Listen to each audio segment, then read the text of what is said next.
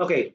So again, ISO 45001 is an international standard that outlines the requirements of an occupational health and safety management system. So it's designed to help organizations provide a safe and healthy workplace by preventing work-related injury and ill health and proactively improving OH&S performance. Now, this standard is applicable to any organizations regardless of its size, type, and nature of work. The foundation of ISO 45001 is the establishment of an OH&S policy.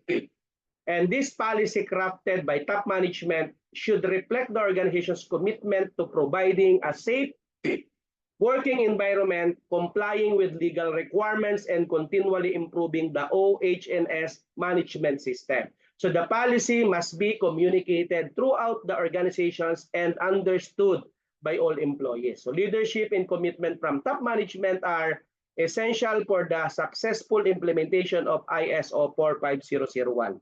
Leaders are responsible for integrating the OH&S management system into the organization's business process, providing the necessary resources and promoting a culture of safety. So they must ensure that rules and responsibilities are clearly defined and that employees at all levels are aware of their part in maintaining a safe workplace. So risk-based thinking and planning are vital components of ISO 45001. Organization must identify and assess OH&S risks and opportunities related to their activities. And this involvement, considering potential hazards, evaluating risk and determining control measures to mitigate this risk. So in addressing this risk and opportunities, organizations can enhance their OH&S performance and prevent workplace accident and illness. So employee involvement and participation are vital to the effectiveness of the OH&S management system because ISO 45001 emphasizes the importance of consulting and involving workers in the development, implementation, and continual improvement of the OH&S management system. So engaging employees at all levels foster a culture of safety and ensures that their insights and experiences contribute to a safer workplace. So support processes such as competence, trainings, and communications are essential for implementing ISO 45001 effectively. Yes. An organization must ensure that employees have the necessary skills and knowledge to perform their tasks safely. So this involves providing appropriate training and fostering awareness and about OH&S issues. No? Effective communication ensures that relevant OH&S information is shared across the entire organization. So operational control is a key element of ISO 45001 because organization must establish procedures and processes to manage their OH&S risk, including those related to routine and non-routine activities, contractors, and visitors. This includes implementing control measures, maintaining emergency preparedness, and ensuring that the work environment and equipment are safe and well maintained.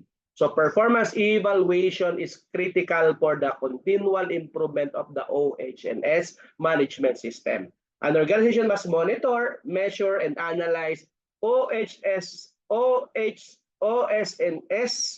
performance using appropriate indicators. The regular internal and external audit management reviews must help assess the effectiveness of this management system and identify areas for improvement. So this process ensures that the system remains relevant and effective in achieving its objective. So continual improvement is a core principle of ISO 45001. Organizations are required to take actions to improve their OH&S performance continually. And this involves using the results of performance evaluation, audits, and reviews to identify opportunities for improvement and implement corrective actions. So a proactive approach to improvement helps organizations adapt to changing conditions, and enhance their OH&S management system. Again, as our presenter mentioned, implementing ISO 45001 offers numerous benefits.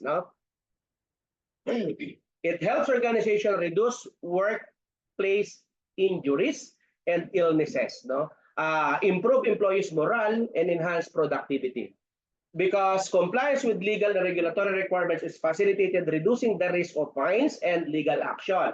So the standards also improves the organization's reputation and stakeholder trust, providing a competitive advantage. So in fostering a culture of safety, ISO 45001 support organization in creating a safer, healthier workplace for all employees. So I think that's it for this time.